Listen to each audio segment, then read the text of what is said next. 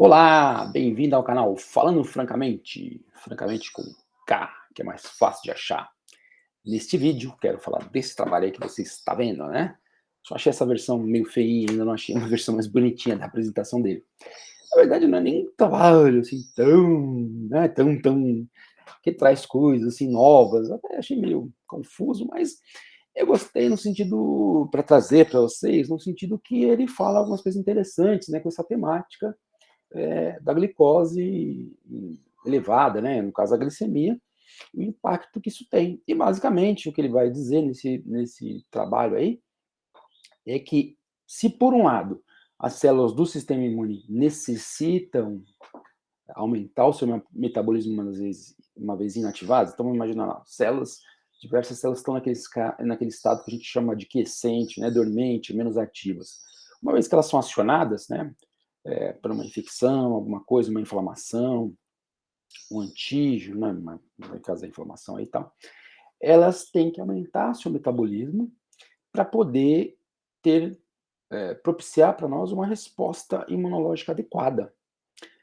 Porém, o que ele comenta aí é que existem evidências em estudos animais e humanos que quando você tem uma glicemia muito alta, essa ativação passa do ponto, ou seja, ela passa a ser pró-inflamatória demais, né? Então, ou seja, eu preciso de uma inflamação, como a gente sempre fala no vídeo, preciso tanto de uma inflamação para dar o primeiro combate, começar a reparar os danos, etc.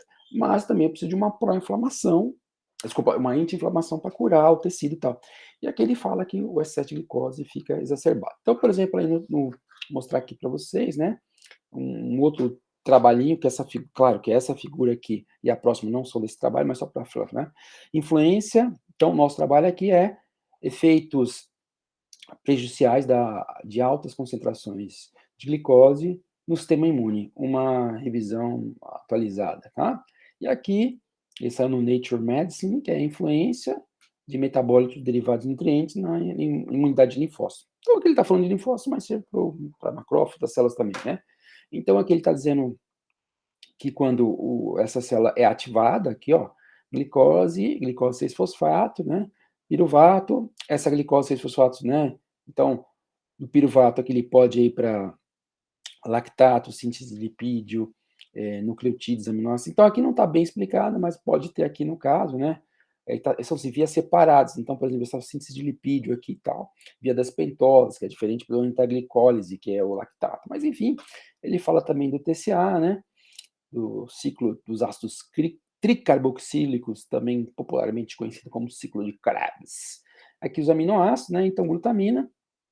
Isso tudo vai permitir que as células tenham, né, uma maior produção de energia e maior produção de moléculas biosintéticas. Ou seja, quando o linfócito, o macrófago, essas células são ativadas, a necessidade metabólica dela aumenta por causa da energia e também para produzir biomoléculas, tá? Que vão ser necessárias ou para elas se dividirem, ou para elas fazerem membrana, mais RNA. Então, por aqui, ó, crescimento celular e proliferação, né, necessidade de precursores biosintéticos. Aqui está mais facinho, ó. Então, aqui a glicose, né, o fluxo dela, a glicose 6-fosfato, vai para via das pentose, então NADPH, ribose, né? Tem aqui fosfolípidos, lactato que a gente estava lá, e a glutamina aqui, ó, purinas e pirimidinas, ficou bonito esse rosa, para produzir as bases púricas e pirimídicas, né, as bases do RNA e DNA. Então, as células aumentam isso para poder funcionar. Então, aí o que ele fala nesse trabalho, basicamente? Ele fala que, por exemplo, que o macrófago, né, eles vão ser ativados de monócito, por exemplo, tecidos vão ser ativados ou por acúmulo de células mortas, células danificadas, por exemplo, acontece no treinamento de força, por exemplo, componente excêntrico, né, isso demora bastante.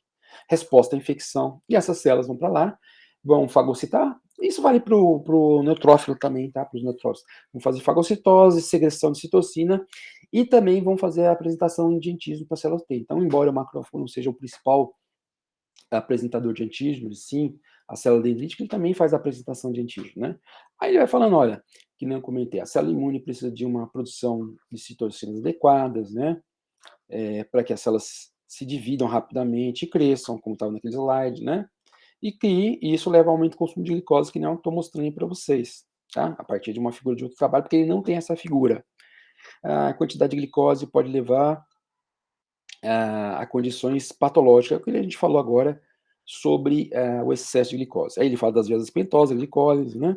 Aí ele começa a falar, por exemplo, por que, há um efeito negativo? Porque essa mesma via aqui das pentosas, né, de pH e tal, quando há exacerbação de glicose, pode levar à produção de excesso de radicais livres, né?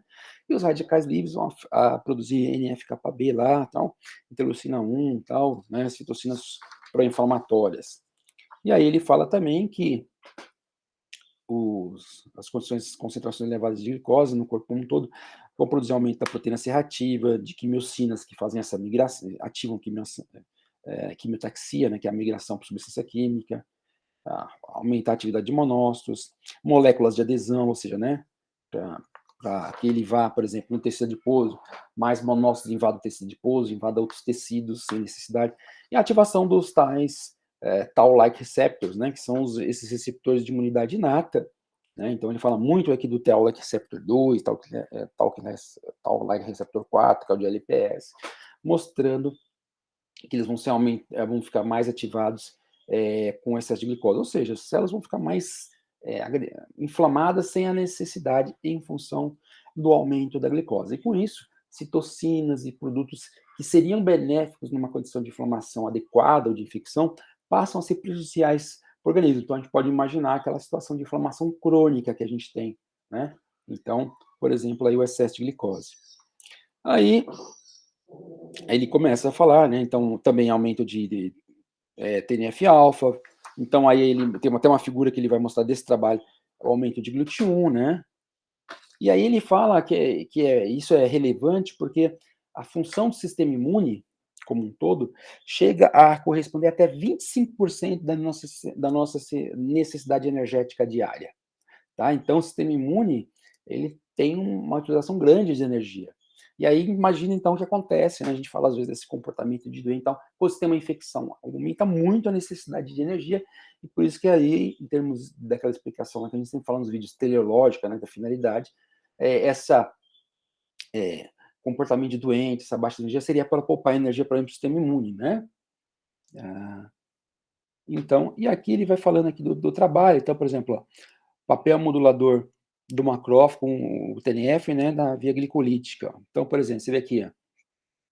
Então ele está falando aqui, muita glicose, né, vai acabar, então ele está falando aqui, produzir o TNF-alfa, e ao mesmo tempo vai causar, né, ativação do GLUT1 nessa célula. Então, quer ver, esse aumento de glicose, não fala aqui, tá, mas resistência à insulina, por exemplo, que eu já falei em alguns vídeos, não vai impedir que o macrófago capte a glicose, porque ele usa GLUT1, que já é de membrana, porém, e aí, com isso que nem a gente falou, né, esse maior metabolismo inadequado de glicose é muito, né, ele vai produzir GLUT1, citocinas inflamatórias, e, por outro lado, em outros tecidos, essa citocina inflamatória, que é o TNF, vai ajudar, por exemplo, a causar resistência à insulina, por exemplo, através do comprometimento da função do GLUT4, que é aquele transportador de glicose, né, que responde ao estímulo da insulina, né, quando a insulina se liga ao receptor.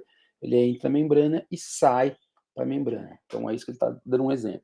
Outro exemplo aqui que ele fala, né, de 4 vias diferentes, quando começa a captar glicose demais, então ele fala do efeito negativo também em outras células dendríticas, adipócitos, queratinócitos, células musculares lisas das arteríolas, células endoteliais. Aí, essas células começam a ativar lá as tais-like receptors, que elas também têm, tá? E aí, esse MyoD e tal, esses tais-like receptors vão acabar promovendo o quê?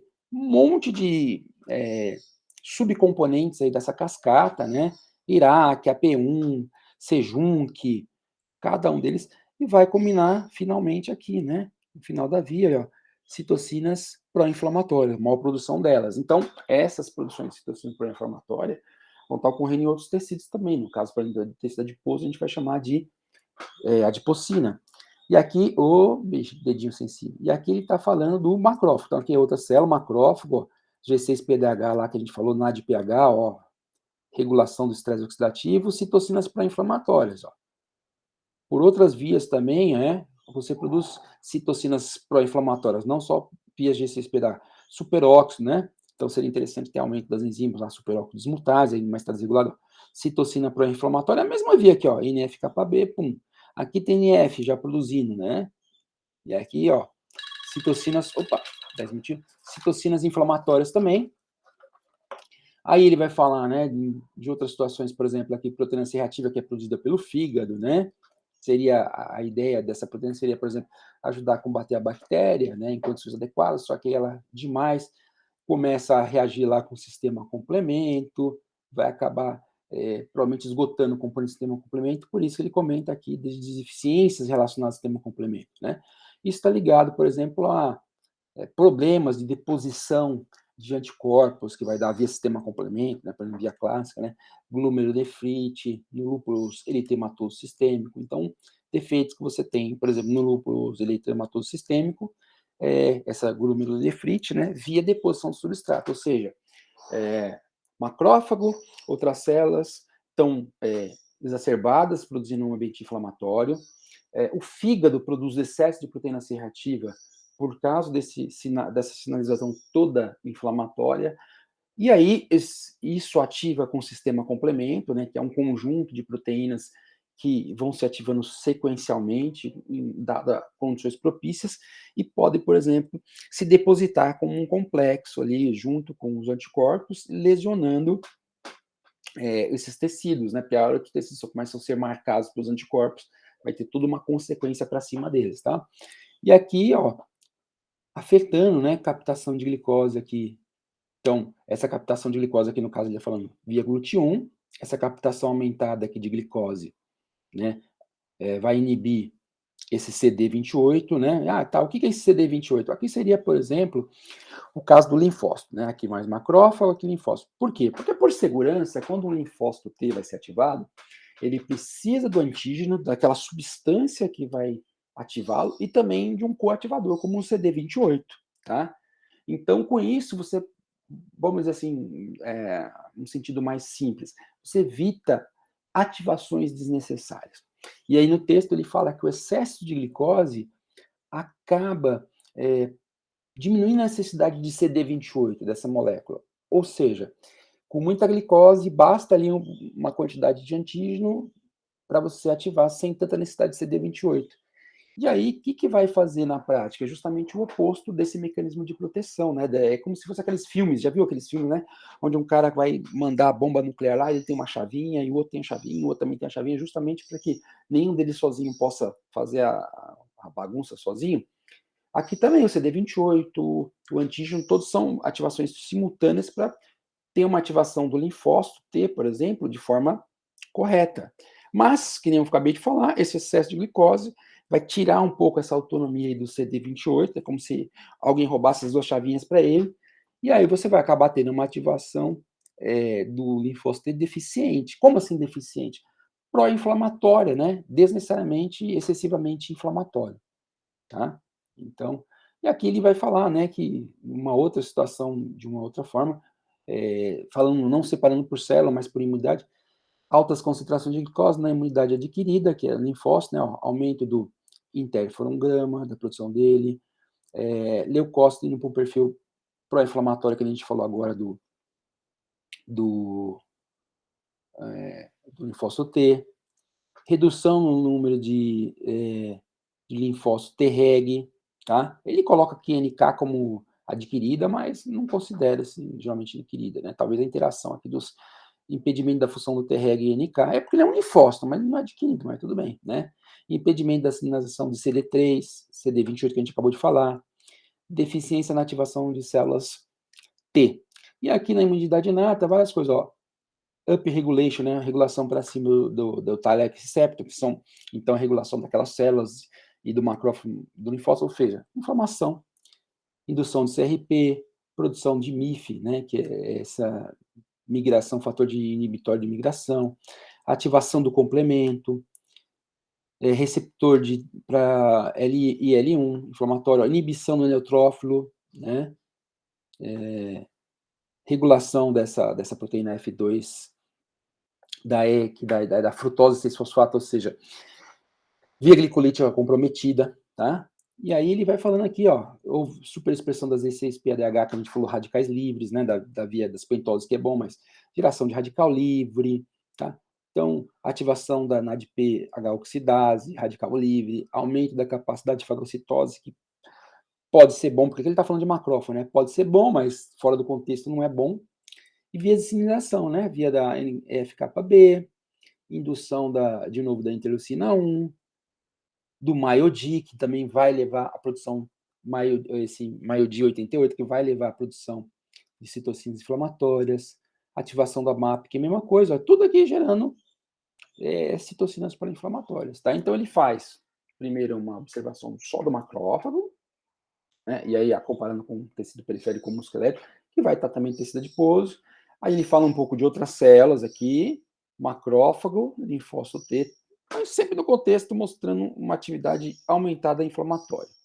E aqui ele separa por imunidade, né? Imunidade adquirida dos linfócitos, imunidade inata dos macrófagos, neutrófilos, célula dendrítica, por aí vai, e vias de sinalização, que pode estar presente nas duas, mas também comprometida. E o resultado final de todo esse imbróglio, de toda essa bagunça, é aumento da resposta inflamatória. Tá? Então, quando você vê lá para um indivíduo obeso, diabetes tipo 2, que está com aquele excesso de glicose, o sistema imune dele está, em alguns pontos, ele está desregulado, né? Não quer dizer que está tudo inibido. Em muitos lugares está mais ativado, só que aquela motivação excessiva, aquele ímpeto excessivo, desnecessário, fora de hora, que acaba danificando o organismo. Tá?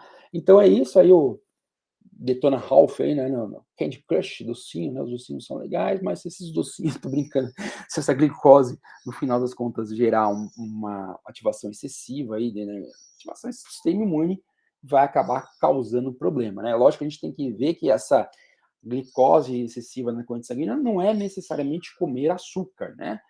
Mas é todo um resultado de um ganho de peso, de uma resistência à insulina, de uma inatividade física e outros fatores. Tá ok? É isso aí, um abraço, deixa o seu like, chame os seus coleguinhas, é domingo, hoje, né? Talvez não esteja fazendo nada. Fala, oh, vai naquele canal, tem uns vídeos bacanas lá, né? Traga-os para assistir esses vídeos aí. E até mais. Um abraço. Tchau, tchau.